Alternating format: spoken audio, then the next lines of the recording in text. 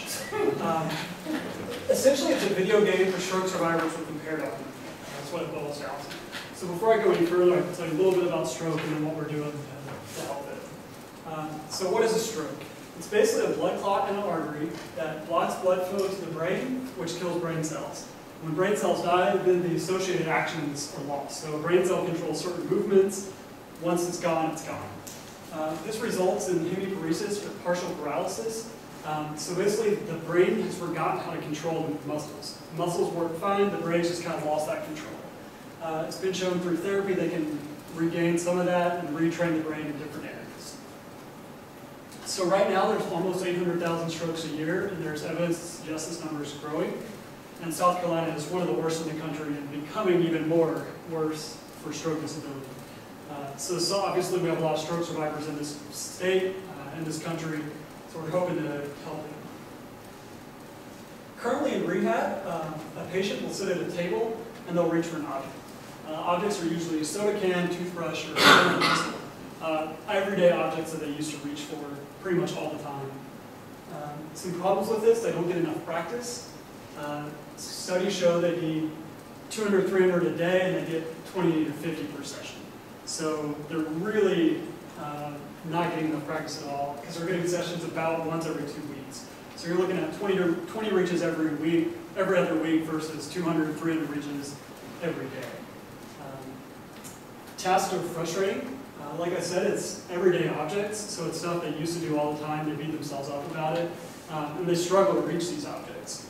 And then they can't be scaled very well. Right now, only about 30% of stroke survivors can even reach out far enough to grab an object.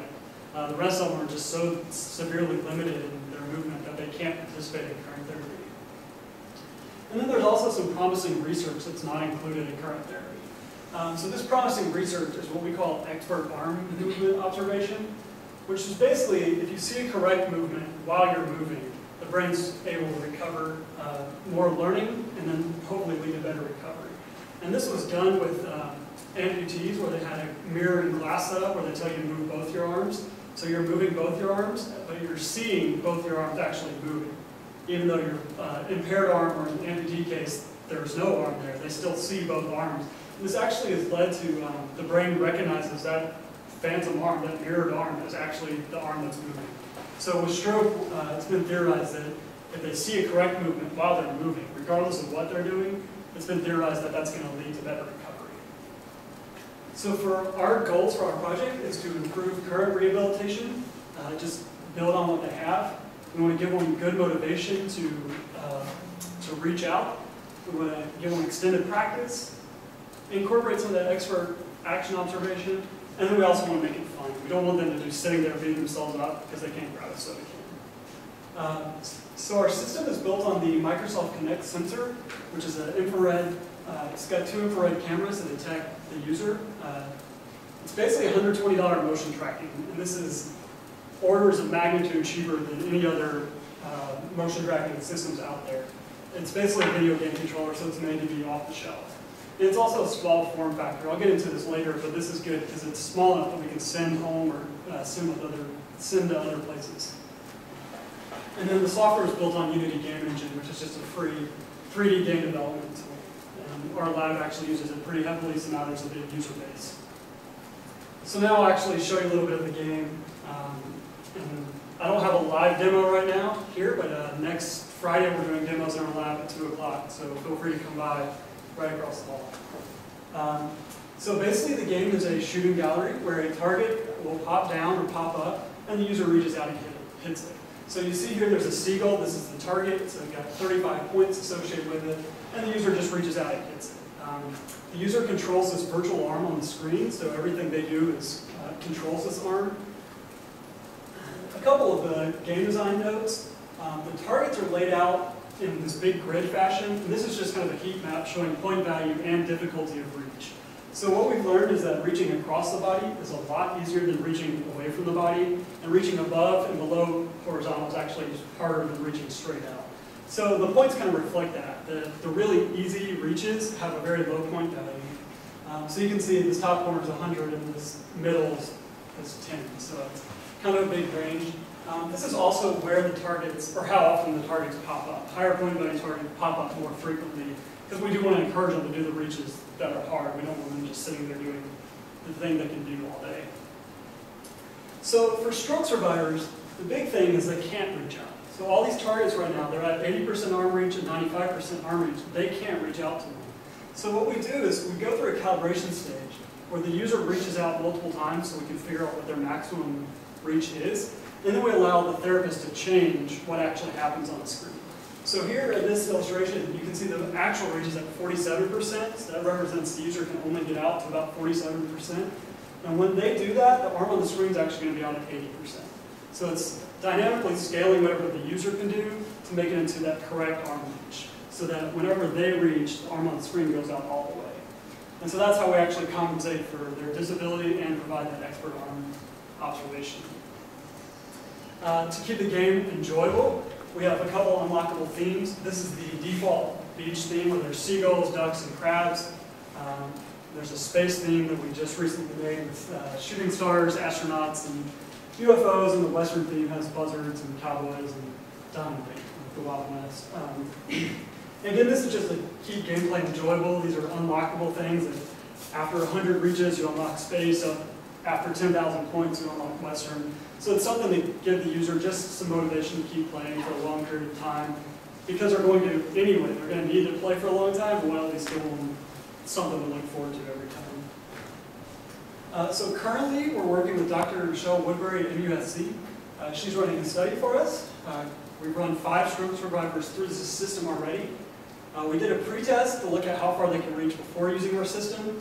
And then after one session, we did a post-test just to see how far they can reach after using our system for an hour. We've seen pretty encouraging results with movement gain. We can't talk about it being statistically significant because there's only 5 of them, but all of them have seen gain that she says is not like current therapy. It's more than they would currently get.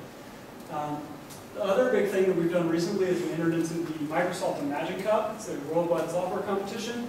And we placed second worldwide in the Connect Fun Lab Challenge. So that's what Jerome was talking about. It's very encouraging. The next step that we're doing, we're going to do a comprehensive comparative study where we run multiple patients through our system, multiple patients just through current therapy, look at pre-test and post-test, and compare our gains versus current therapy gains. Our long-term plan is to build a system we can actually send home with the patients. Because it's a Connect, because it's cheap, we can actually, you come into therapy, get calibrated, get set up with it, and we send it home.